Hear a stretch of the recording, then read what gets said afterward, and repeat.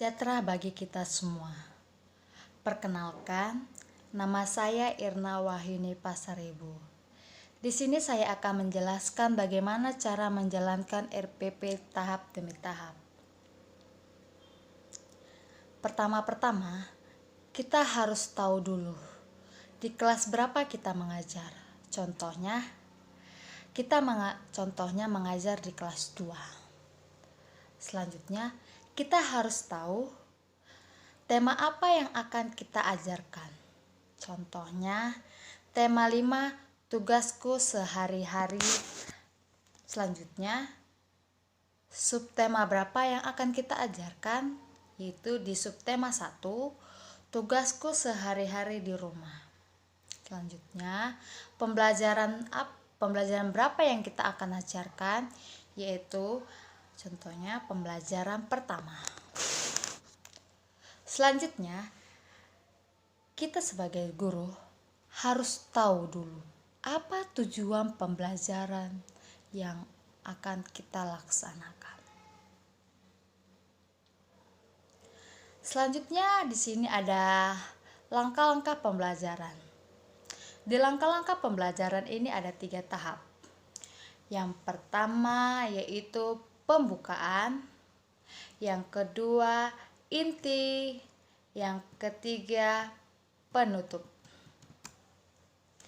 Di langkah-langkah pembelajaran ini kita harus dituntut yang namanya 5 PPK.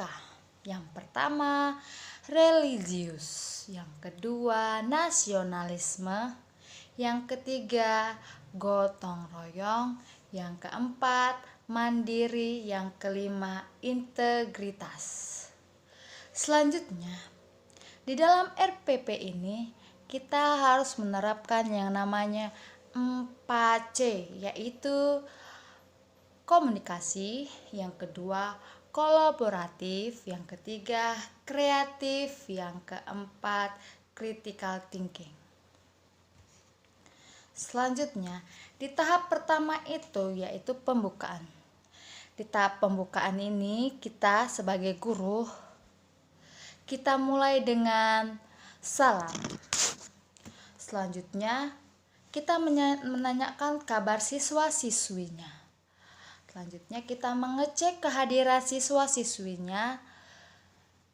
Terus selanjutnya, kita laksanakan berdoa, yaitu religius. Selanjutnya, siswa harus diingatkan untuk selalu disiplin setiap saat, supaya memanfaatkan bagi tercapainya cita-cita siswa-siswi kita. Karena pada tahap kelas SD ini kita harus mendidik siswa dari karakternya. Jadi kita harus menyikapi, membuat siswa-siswi kita supaya disiplin. Selanjutnya, guru harus menjelaskan tujuan pembelajaran pada saat ini. Selanjutnya, menyanyikan lagu wajib. Harus menyanyikan lagu wajib seperti lagu Garuda Pancasila. Selanjutnya, kita lanjut di tahap kedua, yaitu tahap inti. Di tahap inilah pelaksanaan proses belajar mengajar. Di tahap inilah adanya proses belajar dan mengajar. Di tahap inti ini, di tahap proses pembelajaran ini, siswa harus diwajibkan aktif. Dan guru hanya sebagai fasilitator. Di dalam proses pembelajaran ini guru harus membuat yang namanya media. Karena media ini sangatlah membantu siswa maupun guru dalam proses pembelajaran atau proses belajar mengajar. Oke, sudah terlaksananya dalam tahap kedua, yaitu tahap inti.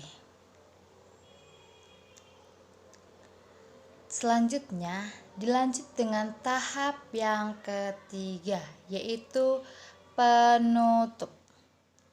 Di tahap penutup ini, disinilah guru dan siswa menyimpulkan, membuat kesimpulan dari pembelajaran yang sudah berjalan ataupun sudah berlangsung pada saat itu juga. Selanjutnya dilanjut dengan salam dan doa penutup. Baik, sudah terlaksananya langkah-langkah pembelajaran.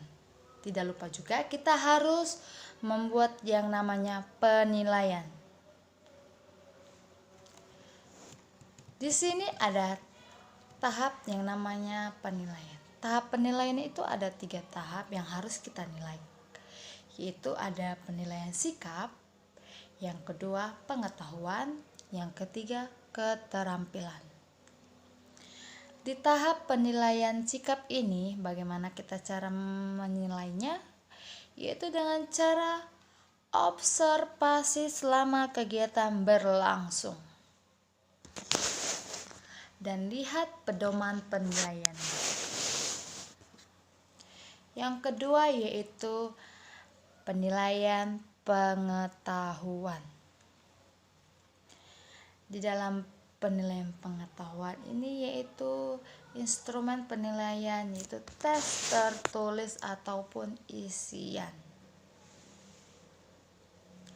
Di dalam pembelajaran tadi, muatan pembelajaran yaitu ada 2 muatannya tadi. Yang pertama itu muatan matematika, yang kedua muatan bahasa Indonesia.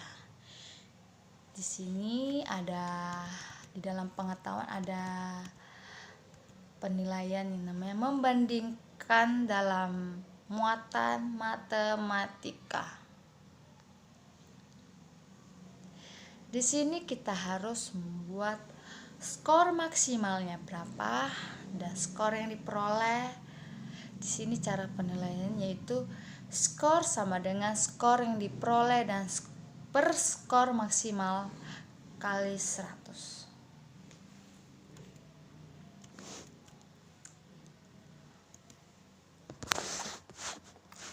Di dalam penilaiannya ini kita harus membuat yang namanya skornya, ada predikat, ada klasik ya. Seperti dalam bagan skor yaitu ada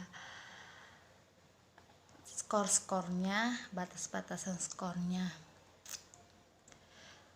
Terus ada predikatnya seperti 81 sampai 100, predikatnya A, dan klasiknya yaitu klasifikasinya yaitu sangat baik. Dan selanjutnya pun begitu. Selanjutnya ada 66 sampai 80, 51 sampai 65, 0 sampai 50. Dan selanjutnya. Hanya di dalam skor ini hanya 5, yaitu A, B, C, dan D.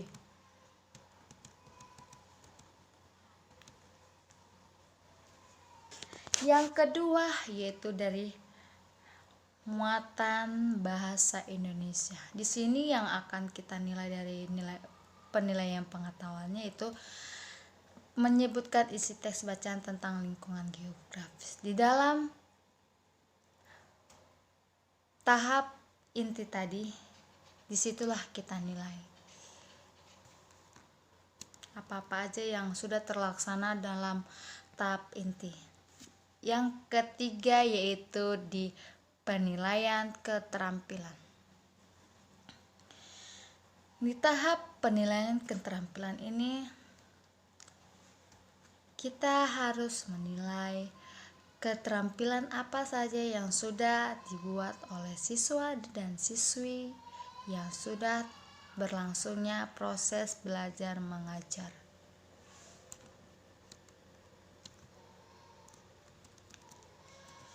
Di dalam penilaian keterampilan ini, cara menilainya yaitu ada skor sama dengan skor yang diperoleh per skor maksimal kali 100. Dan begitu juga seperti dalam penilaian pengetahuan.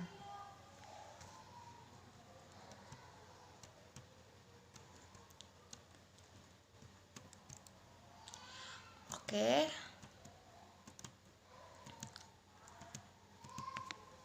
Baik, sekian penjelasan tentang tutorial bagaimana cara menjalankan RPP itu tahap demi tahap. Baik, apabila ada ataupun ada kesalahan saya yang saya ucapkan salah, saya mohon maaf, dan semoga tutorial saya ini bermanfaat bagi kita semua, supaya kita calon-calon guru supaya tahu bagaimana cara menerapkan RPP itu secara tahap demi tahap. Baik, saya sudahi. Saya mengucapkan salam sejahtera bagi kita semua. Terima kasih.